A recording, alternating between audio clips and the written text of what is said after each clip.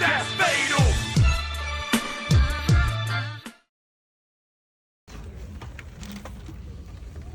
I told you guys it was gnarly. Oh, come on! Come on, Aaron, let's go! Adam, do you want to call up your cast? Yes, I do. Can I call up Missy Peregrine, please? David Rutten, Joris Jarski. I'd like to bring up Anuka Akuma as well. Pamela Bain as well, Christian Beals as well, and Andrew Simpson. While the rest of the team comes to the stage, I'm going to start things off, but folks, think of some questions as well. You mentioned that this was a 10-year journey. How did that journey begin on day one? What was day one on getting to Come the Wolves? I'll get there in a sec, but when I introduced the film, I forgot to thank High Park, Eric Bernberg and Thomas Walden. That wouldn't be made without them. And also Todd Berger, December Films. It was actually Joris, this guy in the pink there. Yeah! When Backcountry came out, we went for a coffee, and he's like, I got an idea. I'm like, all right. For a movie, he goes, what about something like The Third Wheel? I think Jimmy's here, right? Yeah, Jimmy. Anyway. Inspired the whole thing. No, well, yeah. So he said, we'll do a comedy, The Third Wheel. A comedy to the guy in the cabin, Third Wheel. I was like, comedy. Let's do a thriller with wolves and unreciprocated love, secret love for his best friend, and his, blood and guts. And went from there. But he started it with that idea. And so what were those challenges, though, that made it such a long and hard movie to make? Was it simply the wolves? No, I love that you make movies too, because you know how hard it is. But the script is a little different at first. It was much more about domestic violence, and no one, because he came back to the cabin, it was much different. The wolf was more him, and no, at one point, just didn't really resonate with people, it seemed. Like they kind of lost them at that point. Like, I want to see this. I don't know what it was, but we tried. We had great producers attached. It went out, Backcountry was successful enough that people read it, took it seriously. We just couldn't get it past the producer stage. And then eventually it was like, well, let's make it simpler. Let's make it like a metaphor of like nature's balance. Something is wrong in the wolves, or the metaphor for the relationship ending. Basically, if she needs to move on with him, this has to end for it to be pure, or And we know how you're speaking part of the project, but how did you find the rest of the cast? No idea, but Damon. Well, I love Joris. I've known him for over 20 years. We did Vampire High together. And I love his acting, I love his style, and we kind of wrote it obviously for him and thinking of him, but you wrote it for him.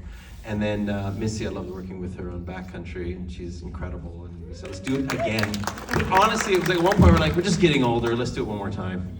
Before it's too late. And then Damon came on later, and it was really hard to find the right Nolan, and eventually we did with Damon.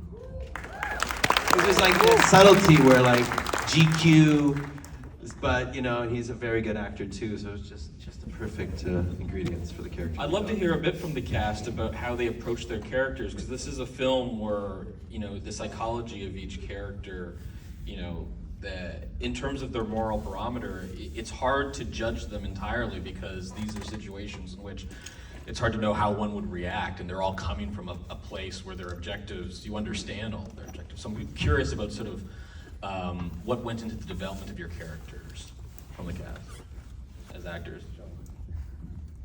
I think I speak for everyone. Well, a big part of it was there's the approach, and then the execution is. We shot this movie in 12 and a half days. Whoa. Well, I shot 8 days. So 16 days. It sounded better when I said 12 and a half. Do you know how hard 16 days is? It's still very impressive. A lot of it was just, Adam was like, just trust me. I will yell at you while you're doing the scene and direct you as you're doing things. Just do as I say. That was a big part of it, was just letting shit happen, because it was very fast. We had a lot to accomplish. But as far as the approach is, it's like, it sounds however it sounds, is just trying to tell the truth. I didn't ever see him as a bad guy. The backstory's not in the film, but he's a kid who grew up in foster care and doesn't have a lot of to rely on, or a net, or per se, and hasn't had the best life, and he's in love with someone who he can't have, and it all comes to a really good ending. But for the well, I mean, said, no, man, if we're gonna leave you to die. yeah, thanks. And so the approach is, it's like trying to tell the truth, and then you do all the prep and you do all the research. I did a lot of bow and arrow. I had a really weird teacher that would meet me at a strange field near the science center. And there's actually a field where you can shoot your bow and arrow, but no one knows about, except for some people. And so I did that for a long time, and I take it's like the basics. He knows how to hunt, all that stuff. I do all the research for that stuff, and then you go on set and you get to work with these people and essentially just follow them along. How about you?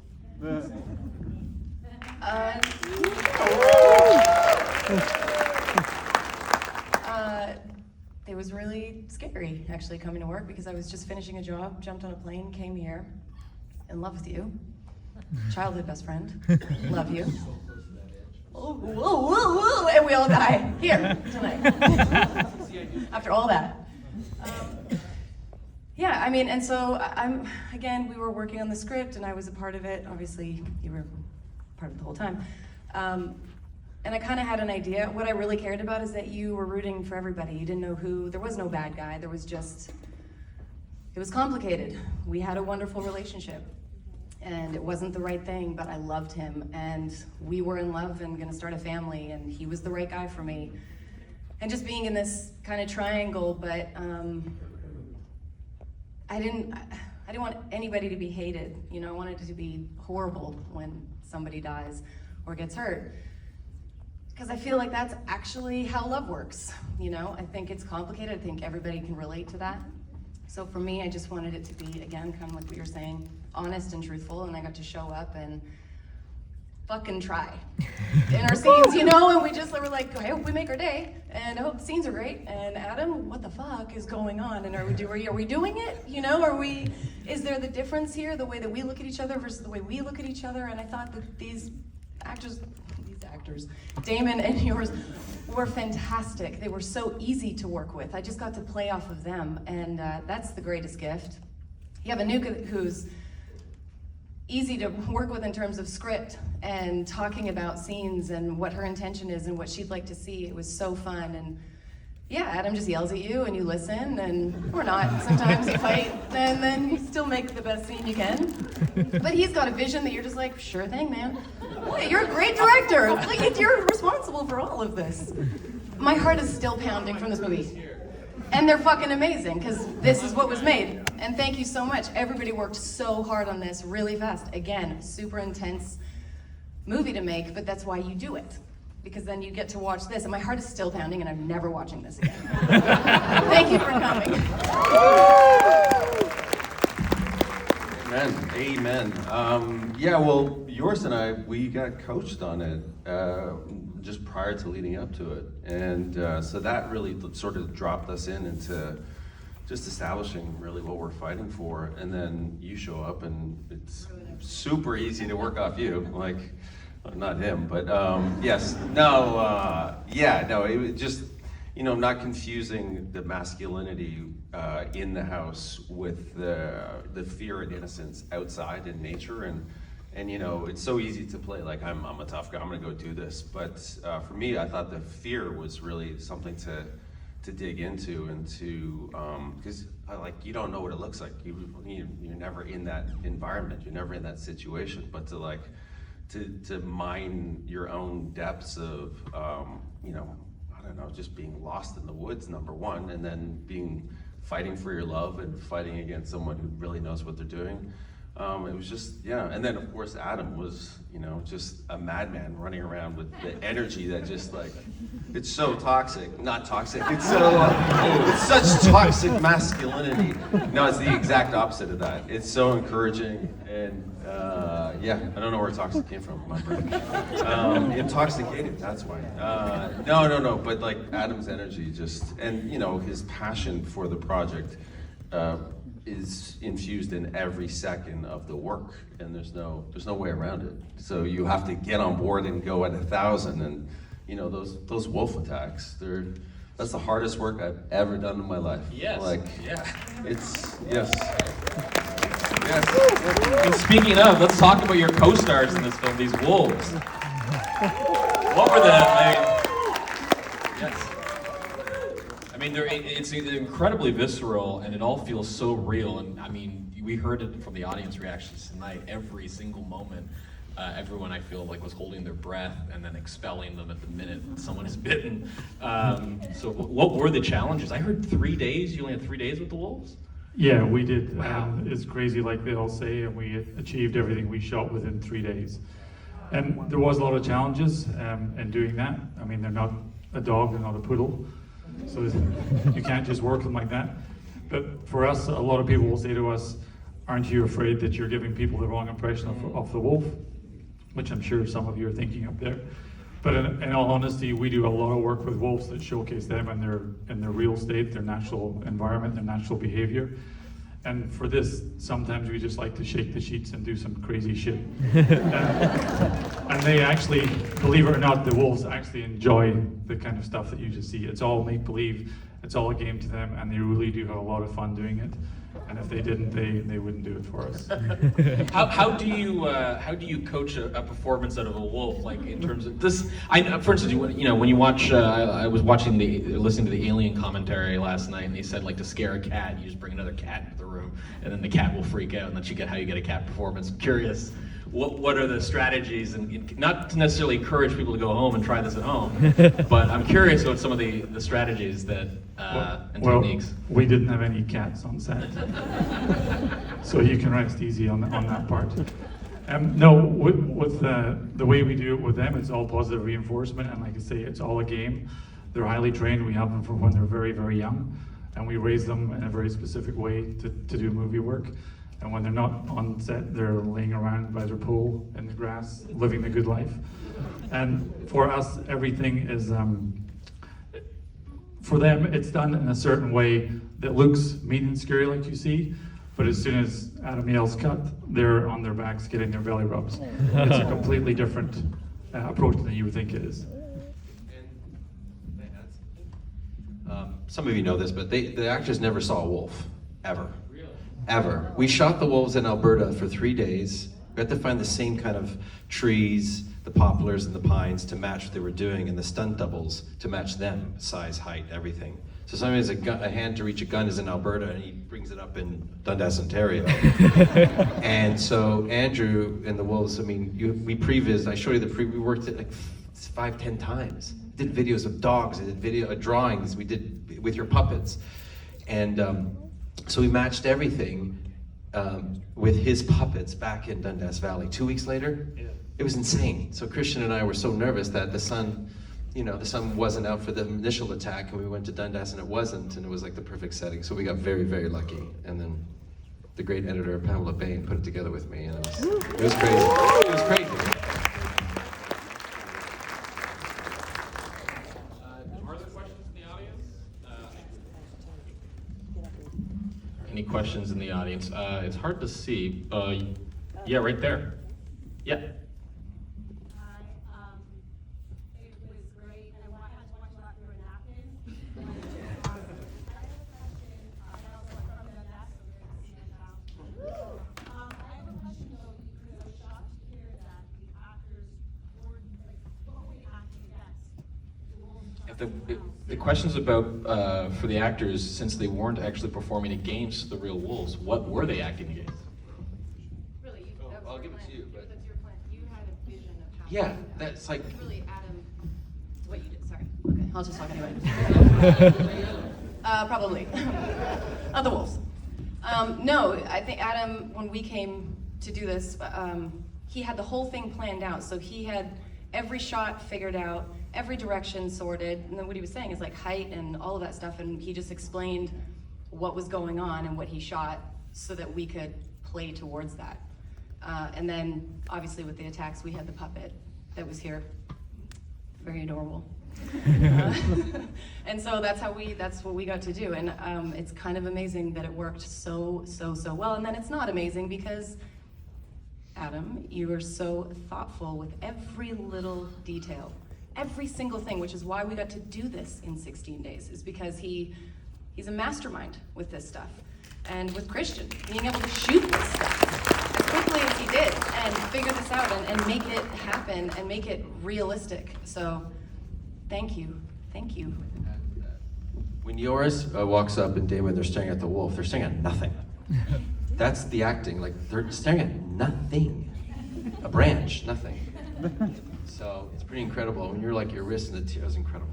There's a question right there, and then we'll go to you. Yes. Thank you, all of you, for your outstanding work. I love this piece. For the writing process, I have a question.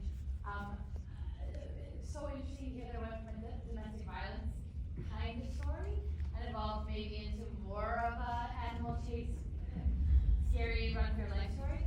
So tell me what are some of the adjustments. I'm sincerely interested to know what some of the adjustments were that you made story-wise, even as far as ejecting a scene or inserting a scene or a new character dynamic that facilitated more like thriller run for your life story. The question is about how the story and script evolved from its original conception. I mean, it really has been a very long journey, as we've all heard for sure. I feel like all the iterations of this story, I mean, for like 8 years, it was in the winter. He had this vision of the blood against the whites, and then we were like, do we want to film this in the winter? So that ended up changing as well. And also, very specifically, I remember in the beginning with Missy, I had this idea of Sophie being a bit of a temptress. She was she kind of knew that Kyle had feelings for her, and maybe she liked that attention, but how far would she tease it? How far would she take it? And Missy was very adamant that she didn't want to coax anything out of it. She wanted to be completely honest and I remember really struggling with that. And then in the end, you were 100% right, because it makes everybody, as you said, there's the wolf in all of us. There's two sides to everything, but everybody is just acting from their from an honest place, and I think it makes them all lovable.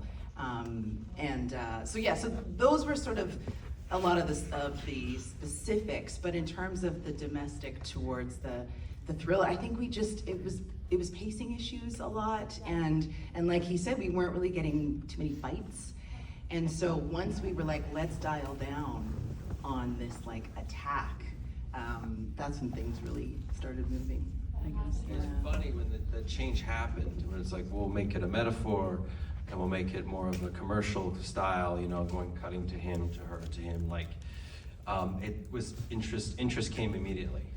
And I was like shocking, like, really? Okay, let's go. But we settled on that beautiful, we thought, metaphor of nature. That's why the upside down shot at the beginning, and he walks in's upside down, so that the world's upside down, but also nature's balance rights. Then wolves righted the wrong that he did to him. In a way, nature found the balance again. Sorry, go ahead. No.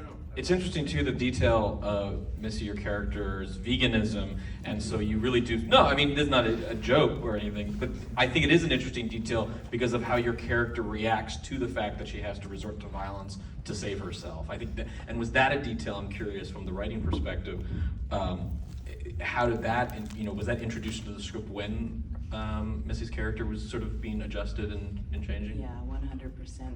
And I feel like something really special that I'm not sure if it was you or Missy or Adam or you together, but praying over the animal. It was so touching for me the first time I saw that, and it just, the depth, that's not something I wrote. That's something that came up on the day. So. Ceremonial. Yeah. To like. Because it's not a catharsis like, oh, we did it, we beat the No. wolves. This is all ultimately a very It's a devastating connection, because she's an alpha. Yeah. Like, the idea is Yeah. he's a.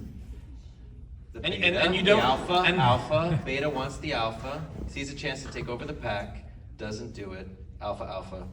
No, I mean the very fact that the altercation ultimately ends with Missy's character scaring the wolf away, or like yelling at the wolf. Like again, it's not ultimately violence that like she uses violence to survive, but at the end it's intimidation and it's being that alpha character, which I thought was a really unique detail. I actually, that was something that could have gone either way. Could have been laughable, right? A little bit, like, okay, they just ran away. But the truth is, I really do feel like Sophie had so much respect for nature. And because of that, she wasn't out there for the fun of it or the hunt or nothing. You know, she was out there to survive and to save. And I would like to think that in that moment, there was that recognition between the two. And I fucking won. Because I was the alpha. There's a question over here. Well, first, I want to say congratulations. It's terrific movie. All of you should be very proud of yourselves. Thank you. I wanted to ask, what were the biggest challenges with shooting in the middle of the woods, like away from society? I'm gonna hand this off to Christian. Like, let's forget the wolves aside. Nature itself, it can be difficult to shoot in. Oh, do you want to answer some of this?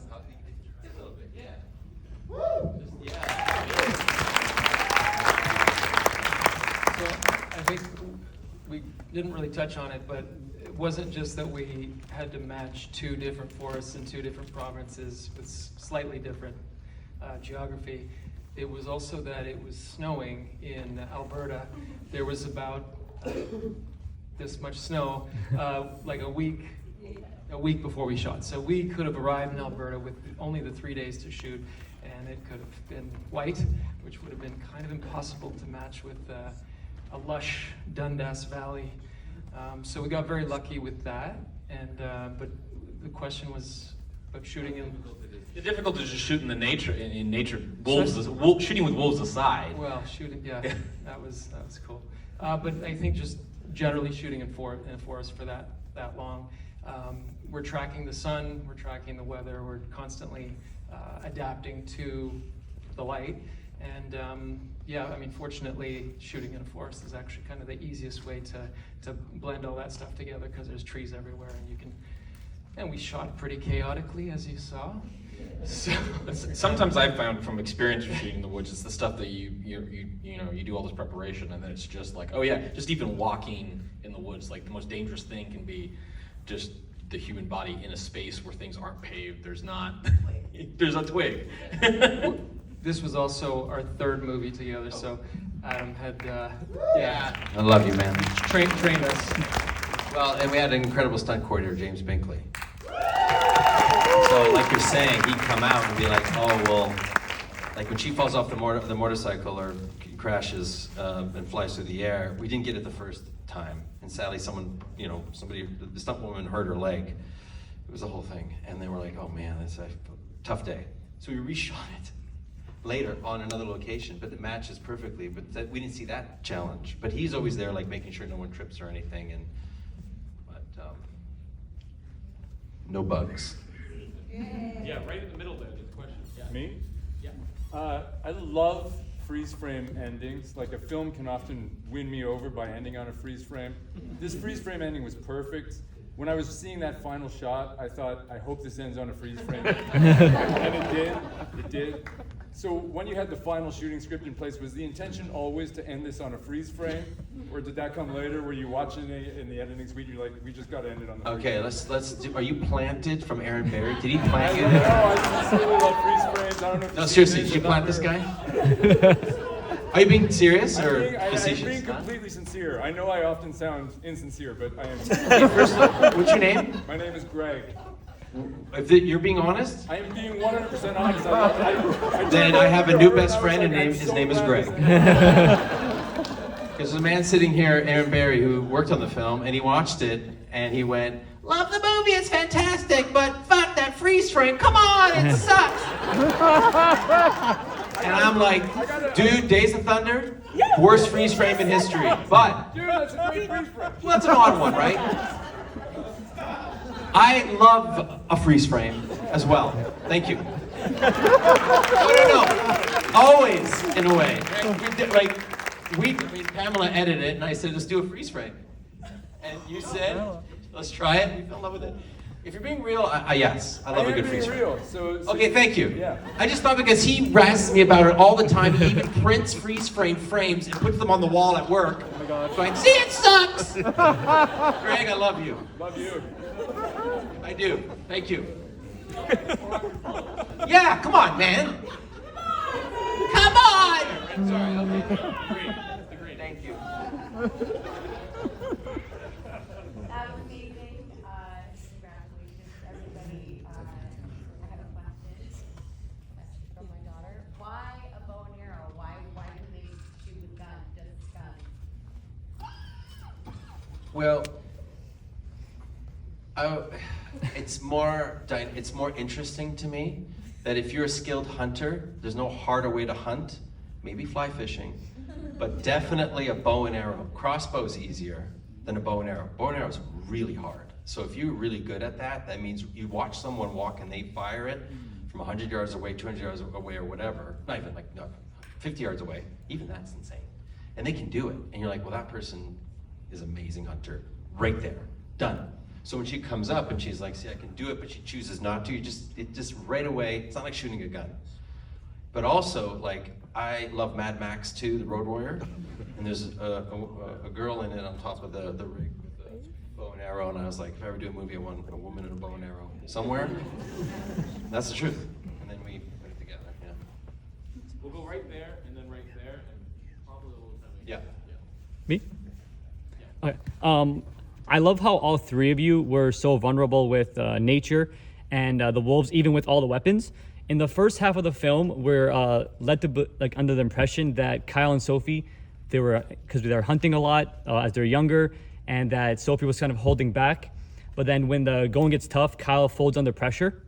Was that always in the original script, that they weren't going to just be like sharpshooters with the wolves and stuff and just killing them all like a killing machine?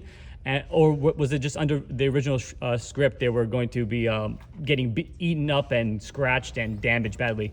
We were always talking about it where there's a line that he says in nature, what's the line again? No, like nature shows you who you really are. Yes. And he has the line also like, when you're out there, don't panic. Worst thing you can do is panic. So he gets out there, and when he sees the wolf, when it goes down, he panics. And he didn't think it was going to happen, and it replays in his head. It becomes a nightmare. So because there haven't been wolves in this area for years, it's like he hasn't faced that yet. He's always been the predator, never the prey. So he's seeing it like, you think you're tough and everything. You're standing in front of a grizzly. You're going to find out real quick, right? So he did, and you see her when she pulls the bow, when she's threatened by them before she goes down the hill, and she's calm. So it's like that's who she really is, So that's where that came from. And last question, right over there. Hi. Hey, Rachel. Hi. Congratulations to everybody involved. I feel like this, for me personally, because I know the follow you guys on social media, it's been definitely years in the making, so I'm very happy to be able to share with all of you. I know a lot of you already started to know each other from our shows, to know each other personally. How do you guys keep like the longevity of yourself? How do you keep going? I know it's in the cool like NXT stuff, but you guys kind of foosball. Is there any other fun stuff you guys do? Please kind of keep going through those days and just kind of have the time with it. Damon loves foosball. So it's funny, we would have been playing foosball if it was up to him. There was not a lot of, we were just working. And between takes, who knows, chatting, but mostly just working. There wasn't a lot of time for hanging around, but mostly we kept it light. Like, we did play catch a couple times. Damon was always trying to get me to do activities. That is true. I like to hide, but he wants to play games. And You guys all, do archery together at all? we didn't know, because she also showed up like a mom of 2 kids. Like, it was amazing. You were almost a new mom, and I like blacked out basically. yeah, yeah. So some of us had time to do research, and others were just working. Does that answer the question? Anyone? Did you do activities? I mean, We did play foosball one night. yeah. Yeah.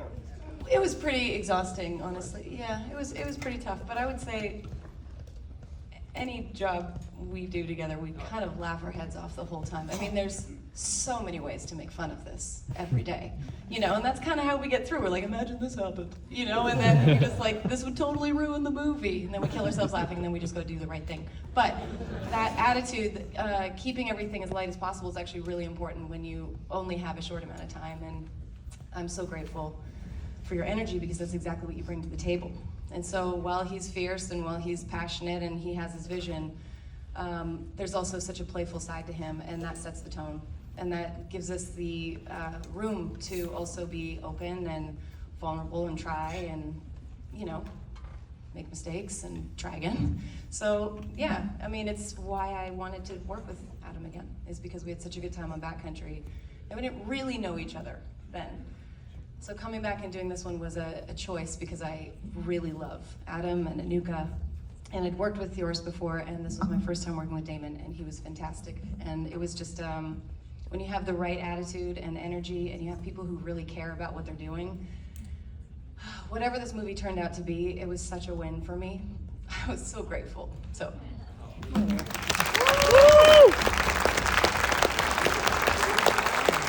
I would love to go back to the woods, but I'll just say that really quickly is the last day of shooting on Backcountry, Missy was tumbling down a hill, and the first day of shooting on this, she was tumbling down a hill. And I said, I've learned nothing, but I love these actors so much, and you guys did an incredible job, you know. When I saw you in the poster, I had to turn away and walk away and cry because, only because it doesn't exist without you guys, right? And you gave it your all, and I appreciate you so much. And a lot of this is you guys. Put it together for Adam.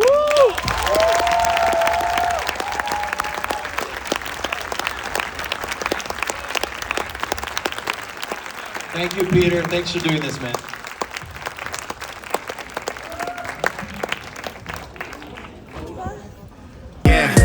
Welcome to the stream, join the team, yeah, it's fatal. Yeah, it's fatal. We don't need to sleep, time to eat, set the table. Yeah, that's fatal. Listen when he speaks, take a seat, yeah, it's fatal. Yeah, it's fatal. If you try and leave, best believe, yeah, that's fatal.